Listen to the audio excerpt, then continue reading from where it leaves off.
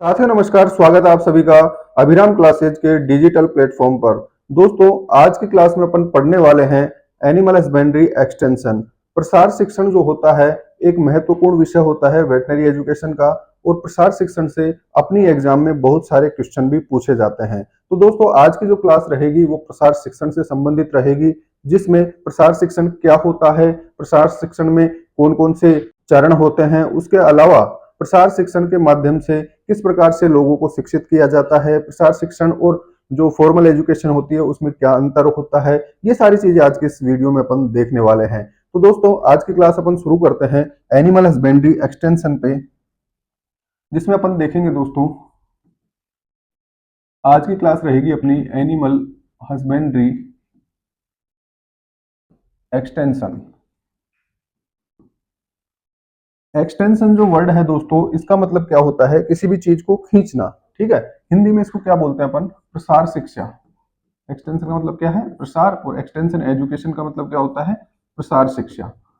क्या चीज है ये, इसके बारे में थोड़ा समझे अपन कि प्रसार शिक्षण होता क्या है। तो देखिए दोस्तों, प्रसार शिक्षा का मतलब क्या होता है, यूनिवर्सिटीज यानी विश्वविद्यालय और जो रिसर्च स्टेशन हैं, इनके जो कार्यक्रम होते हैं वो अपने को ग्रामीण जनता तक पहुंचाने हैं।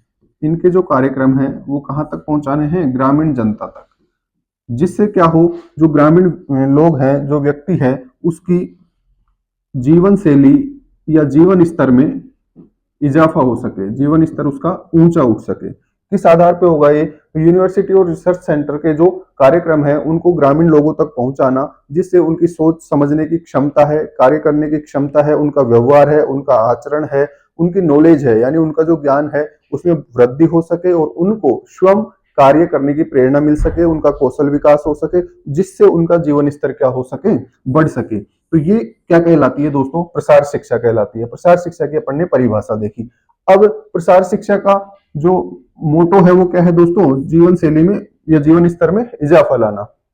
प्रसार शिक्षण जो होता है दोस्तों, इसको अपन बोलते हैं इनफॉर्मल एजुकेशन। Informal education. अब फॉर्मल एजुकेशन क्या होती है, इनफॉर्मल एजुकेशन क्या होती है। इनफॉर्मल एजुकेशन मतलब क्या है, ये अनौपचारिक शिक्षा है, अनौपचारिक शिक्षण है ये।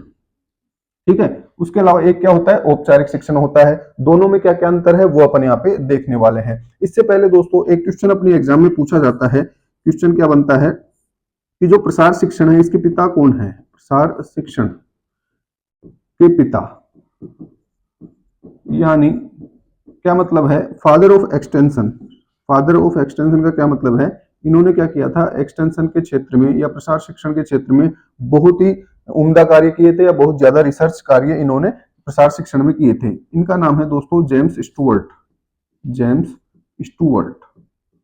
ये क्वेश्चन अपनी एग्जाम में पूछा जाता है कि प्रसार शिक्षण के पिता कौन है। ठीक है, ऑप्शन दे देगा वो, सही आंसर क्या हो जाएगा उसका, जेम्स स्टुअर्ट। दूसरा क्वेश्चन क्या क्या बन रहा है यहाँ से कि प्रसार शिक्षण किस प्रकार की शिक्षा होती है या किस प्रकार की एजुकेशन होती है, इनफॉर्मल एजुकेशन होती है या अनौपचारिक शिक्षण होता है। ठीक, इसके अलावा देखिए दोस्तों, एक क्वेश्चन क्या बनता है, जैसे अपन ने क्या बात की यहाँ से कि यूनिवर्सिटी या रिसर्च सेंटर का जो भी कार्यक्रम है वो कहां तक पहुंचाना है अपने को, ग्रामीण जनता तक या किसान तक, ऐसे बोल सकता हूं मैं। ठीक है, या मैंने क्या बोल दिया, यूनिवर्सिटी या रिसर्च सेंटर। इस चीज को समझना, यहाँ से अपने एग्जाम में क्वेश्चन पूछते हैं। यूनिवर्सिटी या रिसर्च सेंटर का जो भी कार्यक्रम है वो कहां तक जाएगा, किसान तक जाएगा। और किसान की जीवन शैली में या जीवन स्तर में, कार्य करने की क्षमता में क्या बदलाव आया, उसका फीडबैक वापस कहां पे आएगा, यूनिवर्सिटी या रिसर्च सेंटर में। तो ये किस प्रकार का चैनल है दोस्तों, इधर भी जा रहा है इधर भी जा रहा है, इसे क्या बोलते हैं, टू वे चैनल। तो ये किस प्रकार का चैनल हो गया दोस्तों, टू वे चैनल होता है प्रसार शिक्षण। तो क्या क्या प्रश्न बन गए यहाँ से, प्रसार शिक्षण के पिता कौन है, जेम्स स्टुअर्ट है। प्रसार शिक्षण किस प्रकार की शिक्षा है, इनफॉर्मल एजुकेशन है या अनौपचारिक शिक्षण है। उसके अलावा प्रसार शिक्षण किस प्रकार का चैनल होता है, टू वे चैनल होता है। ठीक, ये प्रश्न अपने को अपनी एग्जाम के लिए ध्यान में रखना है। नेक्स्ट देखते हैं दोस्तों यहाँ से अपन कि अपन ने बात की, एक तो होती है फॉर्मल एजुकेशन यानी औपचारिक शिक्षा, एक क्या होती है औपचारिक शिक्षा, एक क्या होती है अनौपचारिक शिक्षा, अनौपचारिक शिक्षण। ठीक है, औपचारिक शिक्षा हो गई और एक क्या हो गई, अनौपचारिक शिक्षा हो गई। अब यहाँ पे देखिए दोनों में क्या डिफरेंस है, ये अपन यहाँ पे देखने वाले हैं।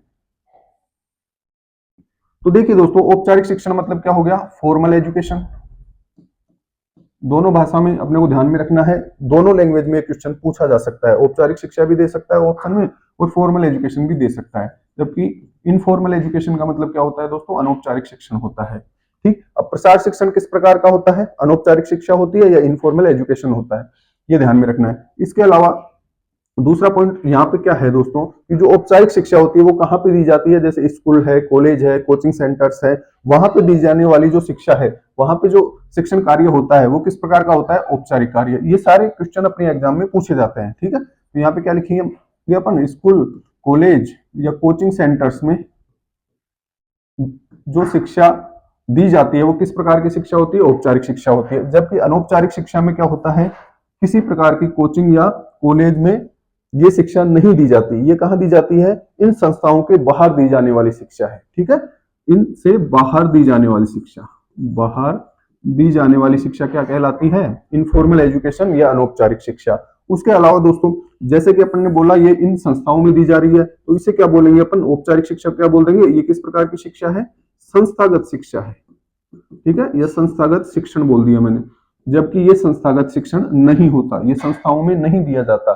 ये जो अपना जीवन है या स्कूल कॉलेज के बाहर का जो जीवन है वहां पे दी जाने वाली एजुकेशन क्या कहलाती है, इनफॉर्मल एजुकेशन या अनौपचारिक शिक्षण या प्रसार शिक्षण। ठीक है, इसके अलावा दोस्तों यहाँ पे एक पॉइंट और देखिए, स्कूल कॉलेज और कोचिंग में दी जाने वाली जो शिक्षा है इसमें क्या होता है, इसका जो पाठ्यक्रम है, सिलेबस है, वो क्या है, निश्चित है। पाठ्यक्रम क्या होता है, निश्चित होता है। जबकि जो प्रसार शिक्षण है उसका क्या होगा, पाठ्यक्रम निश्चित नहीं होता है। ठीक, ये सारे अंतर अपने को ध्यान में रखने हैं। यहाँ से प्रत्येक पॉइंट से अपने एग्जाम का एक क्वेश्चन बन रहा है। अगला पॉइंट देखिए दोस्तों, पाठ्यक्रम निश्चित है या पाठ्यक्रम निश्चित नहीं है। उसके अलावा यहाँ पे क्या है, जो सीखने वाला है, जो लर्नर है, सीखने वाले की आयु एवं योग्यता निश्चित होती है।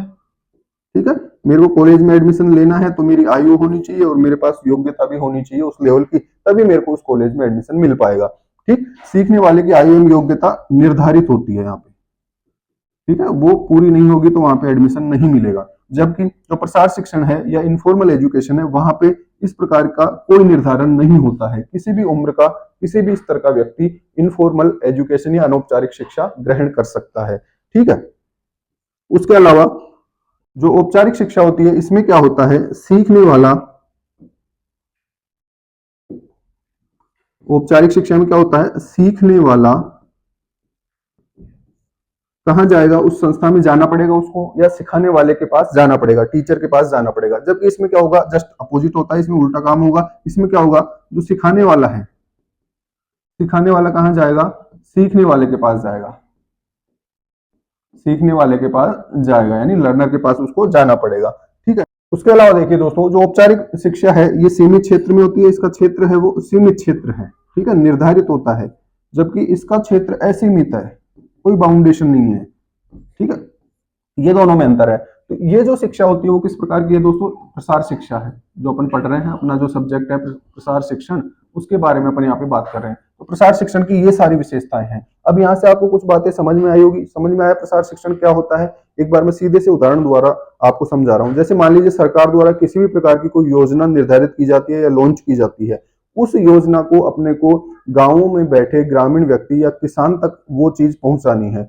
वो कैसे पहुंचाएंगे अपन, ठीक है, उसका ऐड करेंगे, ठीक है, या ऑडियो विजुअल एड्स बनाएंगे, या पंपलेट छपवाएंगे, या वहां पे जाके लोगों को अपन फार्मर मीटिंग करेंगे, लोगों की गोष्ठी रखेंगे, वहां जाके अपन उनको बताएंगे। ठीक है, तो वो क्या कहलाता है दोस्तों, प्रसार शिक्षण कहलाता है। मान लीजिए मेरे को किसी गांव में कैंप लगाना है, इनफर्टिलिटी का कैंप लगाना है, तो इसकी जानकारी मैं कैसे दूंगा। एक दिन पहले जाके वहां के जो लोकल लीडर्स हैं या सरपंच हैं उनसे मैं जाके मिलूंगा, उनको इस बारे में बताऊंगा कि वो और लोगों को बताए। ठीक है, एक व्यक्ति दूसरे व्यक्ति को बताएगा, तो इस प्रकार उस चीज का प्रसार हो जाएगा, उस चीज का प्रचार हो जाएगा, लोगों तक वो बात पहुंच जाएगी कि कल यहाँ पे कैंप होने वाला है। तो ये जो गतिविधि अपन ने कैंप से पहले की है दोस्तों, वो क्या है, प्रसार शिक्षण है। ठीक है, तो ये बात आपके दिमाग में बैठ जानी चाहिए कि प्रसार शिक्षण होता क्या है। अब बात करते हैं दोस्तों, यहाँ पे देखिए इसमें से सभी पॉइंट से क्वेश्चन बनते हैं। प्रसार शिक्षण किस प्रकार की है, मैंने सेंटेंस दे निम्न में से कौन सा कथन सत्य है, कौन सा कथन असत्य है, उसमें ये कथन दे दिए जाएंगे और अपने से ऑप्शन राइट ऑप्शन पूछ लिया जाएगा। तो इस प्रकार से ये अपने को ध्यान में रखने हैं। उसके अलावा देखिए दोस्तों, एक क्वेश्चन आता है अपने प्रसार शिक्षण में कितने चरण होते हैं। प्रसार, ये क्वेश्चन है एग्जाम का डायरेक्ट, प्रसार शिक्षण में कितने चरण हैं, ये क्वेश्चन दे दिया मैंने। क्या क्वेश्चन है अपना, प्रसार शिक्षण में कितने चरण हैं। ऑप्शन ए दे दिया मैंने 5 है, बी दे दिया 6 है, ऑप्शन सी दे दिया मैंने 7 है, ऑप्शन डी दे दिया मैंने 8 चरण है। इस प्रकार का प्रश्न अपने एग्जाम में पूछा जाता है, कई बार पूछा भी गया है। प्रसार शिक्षण में कितने चरण हैं, ठीक है, ये प्रश्न है। तो प्रसार शिक्षण के यानी एक्सटेंशन एजुकेशन के जो चरण हैं उनको अपन देखें तो इसके चरण होते हैं दोस्तों। सबसे पहला चरण होता है इसमें अटेंशन, ठीक, पहला चरण। दूसरा चरण होता है इसमें इंटरेस्ट। तीसरा चरण होता है दोस्तों डिजायर। चौथा चरण होता है दोस्तों कन्विक्शन। पांचवा चरण होता है इसमें एक्शन। और छठा चरण क्या होता है दोस्तों, सेटिस्फैक्शन। आगे जब अपन डिटेल में पढ़ेंगे तो एक एक चरण के बारे में पूरी व्याख्या अपन पढ़ेंगे कि ये क्या होता है, कैसे किया जाता है। अभी अपने को क्या देखना है कि प्रसार शिक्षण में कितने चरण हैं। तो ये 6 चरण होते हैं दोस्तों। तो इसका राइट आंसर क्या हो जाएगा, ऑप्शन नंबर बी। अटेंशन का मतलब क्या हो गया, हिंदी में बात करें इनकी, इसको क्या बोलेंगे अपन, ध्यान। इंटरेस्ट का मतलब क्या हो गया, रुचि हो गई। डिजायर का मतलब क्या है, इच्छा हो गई। कन्विक्शन का मतलब क्या है, धारणा, ठीक है। एक्शन का मतलब क्या है, कार्य। और सेटिस्फैक्शन का मतलब क्या है, संतुष्टि, ठीक है। ये 6 चरण होते हैं। तो इसमें से और भी क्वेश्चन पूछे जा सकते हैं। आगे वो चला जाए कि प्रसार शिक्षण का प्रथम चरण कौन सा है, प्रसार शिक्षण का द्वितीय चरण कौन सा है, प्रसार शिक्षण का अंतिम चरण कौन सा है। तो अपने को इनको इसी क्रम में याद रखना है, ठीक है। Attention, interest, desire, conviction, action and satisfaction. इसको याद रखने के लिए अपन क्या काम में ले सकते हैं, ट्रिक AIDCAS यानी एडकास।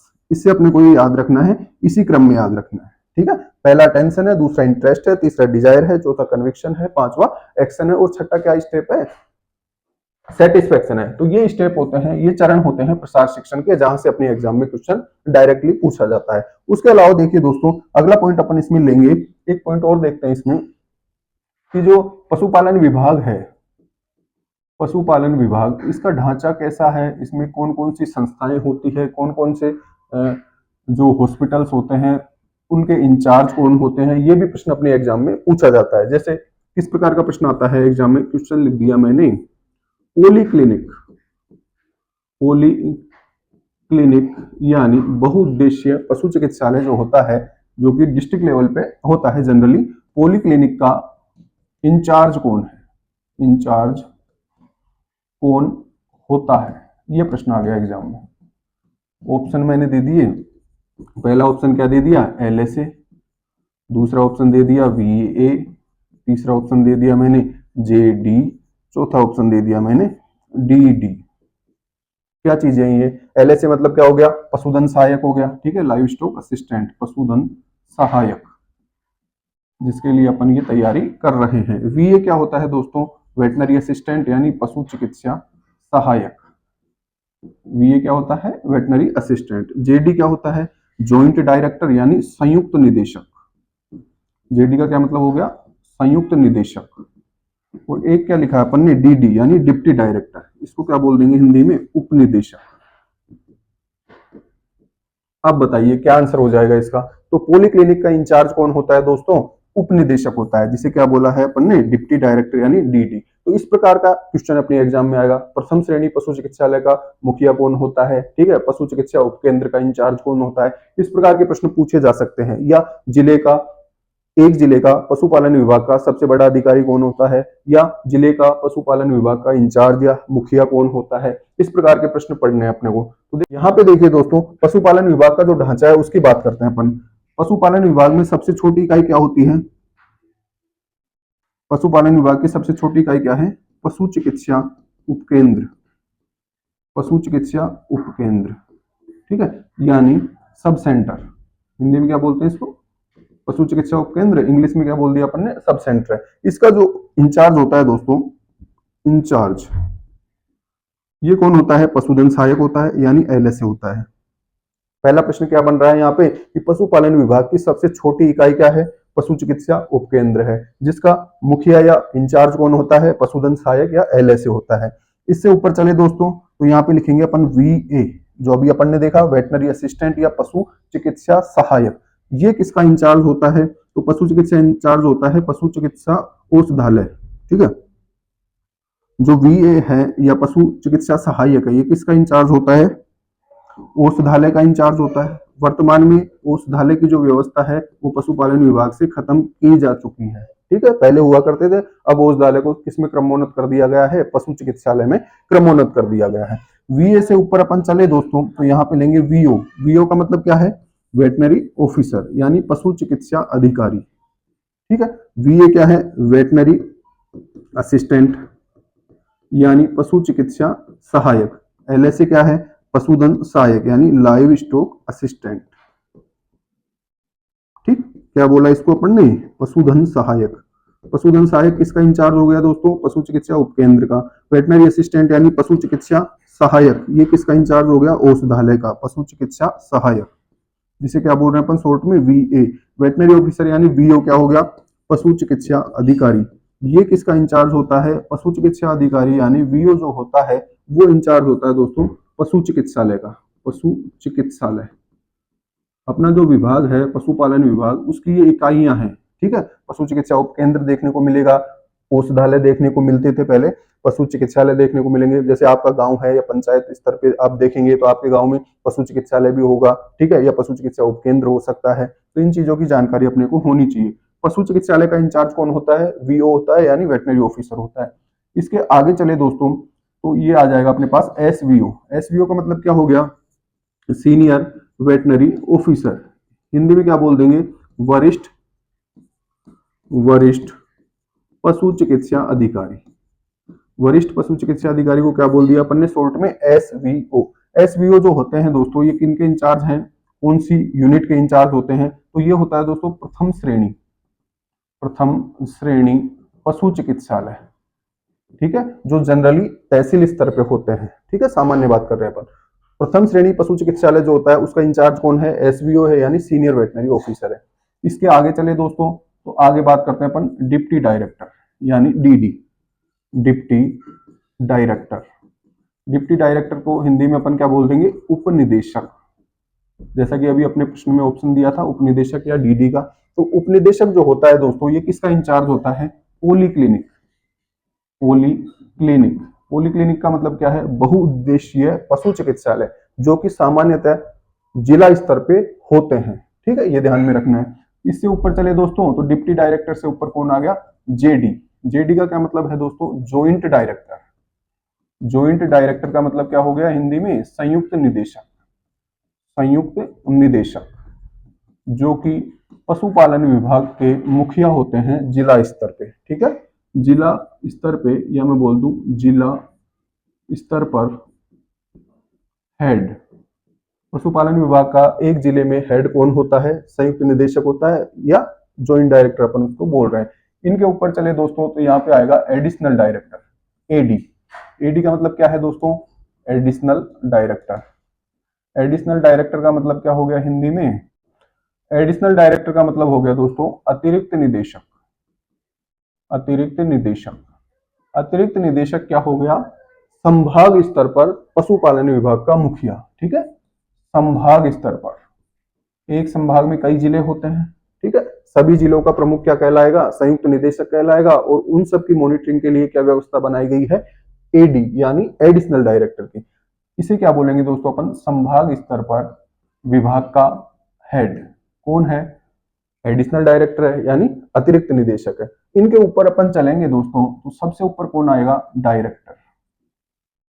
डायरेक्टर का मतलब क्या हो गया? निदेशक, जो कि पूरे राज्य में राज्य स्तर पर विभाग का जो प्रमुख होता है उसे क्या बोला जाता है? डायरेक्टर बोला जाता है। तो ये दोस्तों अपन ने क्या देखा है? पशुपालन विभाग का जो ढांचा है, पशुपालन विभाग की जो व्यवस्था है, कौन कौन से पद होते हैं, कौन कौन सी संस्थाएं होती है, कौन सी संस्था का इंचार्ज कौन होता है, ये सारे क्वेश्चन अपनी एग्जाम में पूछे जाते हैं। तो यहाँ से अपने समझ में आ गया सबसे छोटी इकाई कौन सी है, पशु चिकित्सा उपकेंद्र है, जिसका हेड कौन होता है, पशुधन सहायक होता है। उससे ऊपर जाए दोस्तों तो अपन वीए यानी जो औषधालय होता है उसका प्रमुख कौन होता है, वीए होता है, जिसे अपन क्या बोलते हैं, पशु चिकित्सा सहायक बोलते हैं। उसके ऊपर चलेंगे दोस्तों तो वीओ यानी वेटनरी ऑफिसर, जो कि पशु चिकित्सालय का इंचार्ज होता है। उसके ऊपर एसवीओ यानी प्रथम श्रेणी पशु चिकित्सालय का इंचार्ज होता है। उसके ऊपर डिप्टी डायरेक्टर हो गया, ज्वाइंट डायरेक्टर हो गया, एडिशनल डायरेक्टर हो गया, और सबसे ऊपर यानी पशुपालन विभाग का जो प्रथम व्यक्ति होता है, सबसे बड़ी जो पोस्ट होती है विभाग की, वो क्या होती है, डायरेक्टर की होती है। यानी राज्य स्तर पर जो हेड है उसे अपन क्या कह रहे हैं, पशुपालन विभाग का निदेशक या डायरेक्टर। तो ये जो पढ़ा है दोस्तों अपन ने, यहां से अपनी एग्जाम में बहुत सारे क्वेश्चन बनते हैं, हर एक वर्ड से यहाँ पे क्वेश्चन बन रहा है। किस प्रकार के क्वेश्चन पूछे जाते हैं वो अपन ने देखा। एक क्वेश्चन और देख लेते हैं अपन। यहाँ पे क्या क्वेश्चन दे दिया मैंने, क्वेश्चन बना दिया मैंने दोस्तों, एक टेबल बना दी ए, एक टेबल बना दी बी, ठीक है, ऐसे।